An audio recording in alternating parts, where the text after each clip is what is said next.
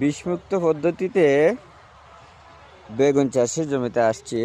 এখানে হলুদ ফাঁদ দেখা যাইতেছে। এই যে হলুদ ফাঁদ, এগুলো কিন্তু ফুকা ধরার ফাঁদ।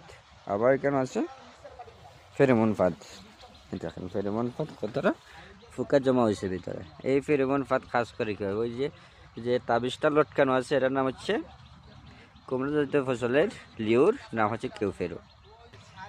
তবে যে গন্ধটা ছড়াইতেছে এটা হইলো স্ত্রী ফুকার গন্ধ। আর যে ফুকাগুলো আসছে এগুলো সব কিন্তু পুরুষ ফুকা। তার মানে এটার ভিতরে একবার ঢুকলে এই ফুকাগুলো আর বাইরে হইতে পারে না, বিদায় এগুলোর বংশ বিস্তার হয় না আর কি। কারণ পুরুষ ফুকা মরে গেলে তো বংশ বিস্তার না হওয়ারই কথা।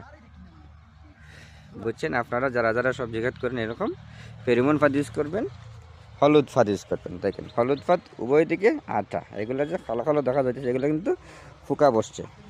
একবার ফুকা লাগলে এটা আর ছুটতে পারে না। ধন্যবাদ।